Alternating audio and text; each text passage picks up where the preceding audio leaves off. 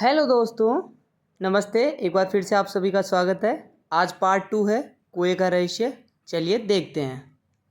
परुआपुर गांव में सूरज तो उगा, लेकिन आज की सुबह में कुछ अजीब था।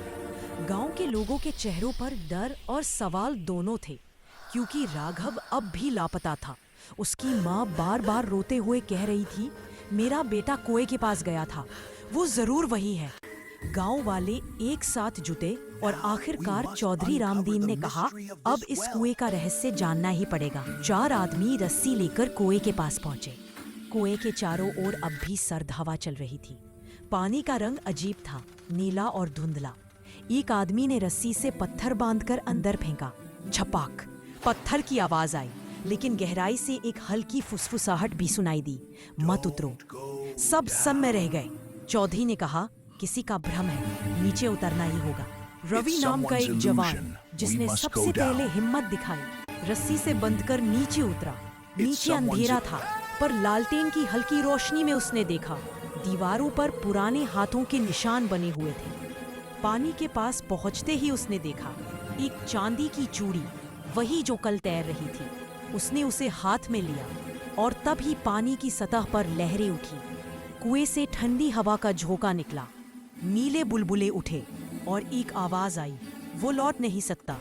रवि चीखा, बचाओ! ऊपर से लोगों ने रस्सी खींची, लेकिन जब वो ऊपर आया, उसकी आंखें नीली थीं और चेहरे पर अजीब शांति। वो कुछ नहीं बोला, बस मुस्कराया और बोला, अब सब जान जाएगा। उस रात रवि गायब हो गया। गांव वाले घबराए हुए थे। अब हर किसी को लगने लगा कि कुएं में सिर्फ पानी नहीं, बल्कि कोई आत्मा है जो अपने रहस्य की रक्षा कर रही है। चौधरी ने पंडित को बुलाया। पंडित ने मंत्र पढ़ते हुए कहा, ये कुआं साधारण नहीं है। कई साल पहले यहाँ एक औरत ने छल से अपनी जान दी थी। उसकी आत्मा इसी कुएं में बंधी है। गांव में सन्नाटा छा गया। अगले दिन सुबह कुएं के पास किसी ने देखा, एक छाया हिल रही थी। लोग भागे और देखा, राघव वही खड़ा था, मिट्टी से सना चेहरा, भीगे कपड़े और हाथ में वही चांदी की चूड़ी। सब चौंक गए। चौधरी बोला, राघव, तू जिंदा है? बोला, वो अब चैन में है। कौन? राघव ने ऊपर देखा, कुएं की तरफ, जिसने मुझे बुलाया था। सबने देखा, कुएं के ऊपर हल्का नीला धुआं उठ रहा था, जैसे कोई आत्मा मुस्कराकर जा रही हो। राघव फिर कुछ नहीं बोला, बस वह चूड़ी कुएं के पास रखी और चला गया। लेकिन जैसे ही वो गया, कुएं से फिर वही आवाज आई, राघव।